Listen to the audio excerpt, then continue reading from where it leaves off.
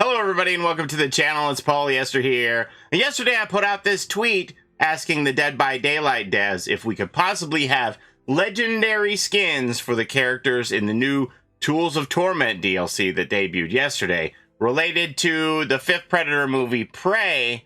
And after that, I saw something in game that convinced me that there was a strong possibility that this movie was what the chapter was intended to be all along. Let's have a look. So I've seen a lot of people say that they feel like this chapter was rushed and it's unfinished, not polished, and maybe there's a good reason for that. Maybe it has all been repurposed from a Predator chapter, a license that fell through. I mean, we obviously see the wrist blades here. There's a mask element. Even the radar data, you could say that that's been repurposed from the Gauntlet computer. I was underwhelmed with this character's look. In my mind, of course, you know, the devs aren't to blame for my imagination, but I had built it up that it was going to be a cyborg or a robot, and I was very confused when I saw that it's basically hydraulics strapped to just an average person's body here. I was expecting to see at least some kind of a lost limb with some robotic elements of an interchangeable arm for future skins and things like that.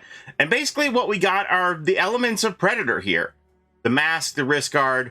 It's the only thing that's lacking is the image of the monster underneath the tech. So I think it is a good possibility that this has all been repurposed. The mask seems to serve no purpose other than being from the manga. The Skull Merchant name seems to serve no purpose other than being from her father's manga again. So, who's the Skull Merchant? The Predator is a Skull Merchant. The Predator collects skulls as trophies for enemies that it takes down in honorable battle. That, to me, is somebody who deals in skulls. This whole thing around the manga doesn't make sense to me. The mask doesn't make sense to me. I mean, I guess if you say it's a tribute to her father's manga who left her, okay, but I just don't really get it. So this isn't what I envisioned for the killer. I don't really like the aesthetic. I know she's got those Shakira hips that don't lie when she's walking at the end of the trial, which is whatever that is. But obviously I would prefer a Predator. I think a lot of people, if this was the Predator, they wouldn't be as hard on this chapter as they are.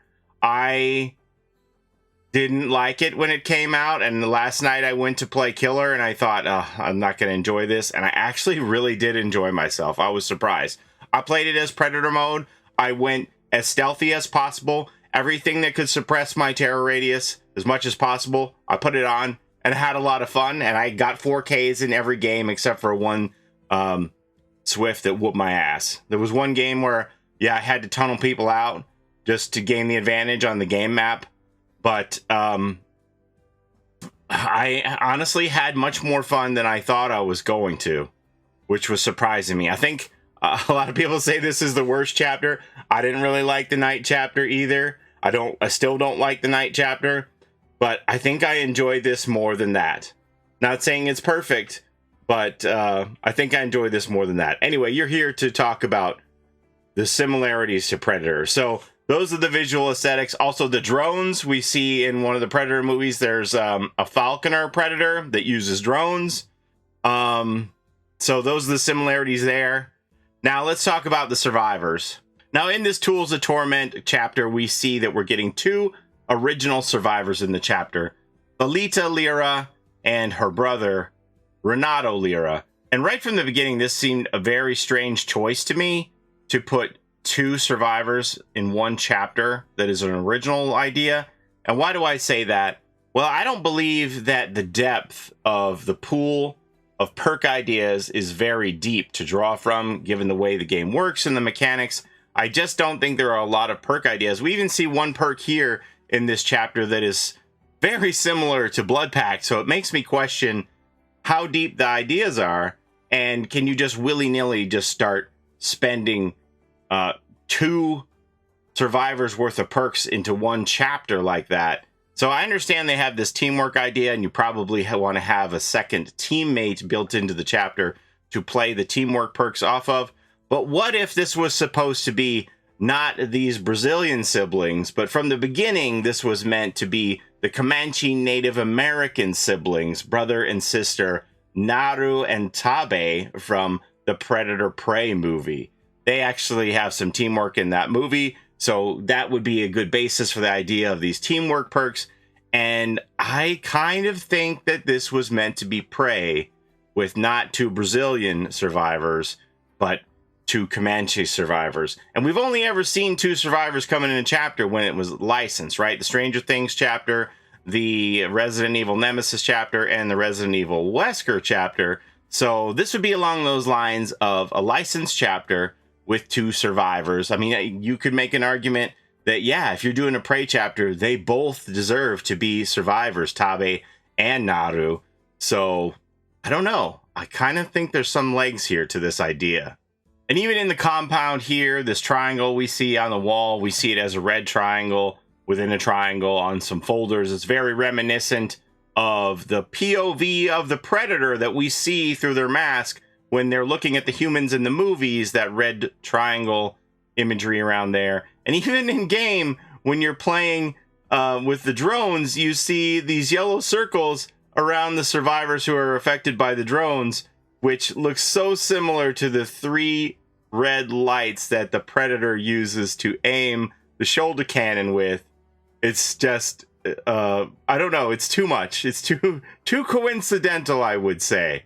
Now, I'm going to finish this off with the Skull Merchant's Mori. Okay, so here it is, the Mori everyone has been slagging on, calling it Discount Freddy Mori, which I completely understand. But the thing that is the silliest for me about this Mori is the survivor gets to their feet like, whoa, am I okay? Where am I? What's my name? Am I in danger? Yes, you're in danger. She's right there behind you. How do you not see her, you cement head? Even so much as backing up into her before Adriana thrusts the wrist blades through their back and out through their chest and mooring them in that regard. And it just seems so silly to me that they cannot sense the danger, the impending doom right behind them from the killer who just hit them, just knocked them down moments ago. Until I looked at one of the kills in Prey. If you're familiar with the movie Prey, you may know what I'm talking about. If you're not familiar with the movie Prey, you can go check it out and fast forward to like the 1 hour and 15 or 1 hour and 16 minute mark to check it out.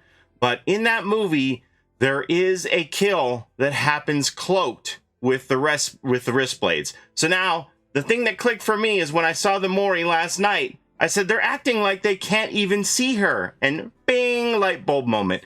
What if this was supposed to be a Prey chapter and the kill is supposed to happen cloaked, and then the Predator doesn't appear until like after the blades have gone through, similar to what happens in the movie.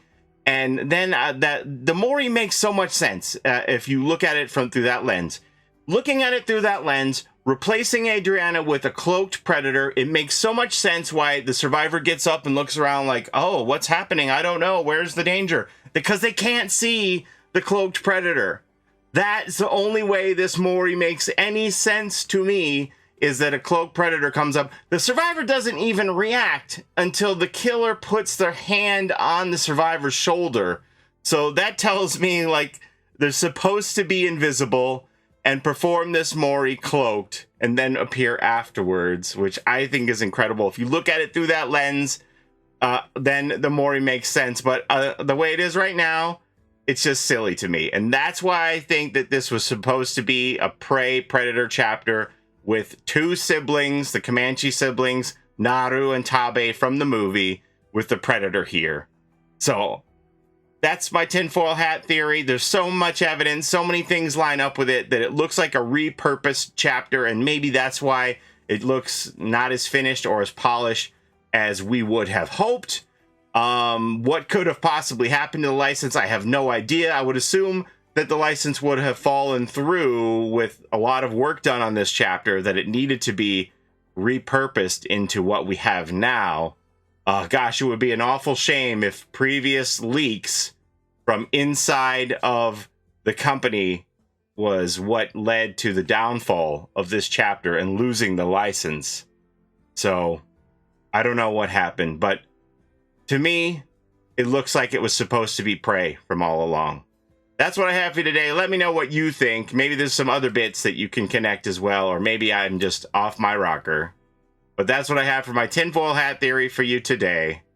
As always, I appreciate the time you spend here with me on my channel. And don't forget to take care of each other in and out of the fog. And we'll see you next time. Have a great day, everybody. Bye-bye.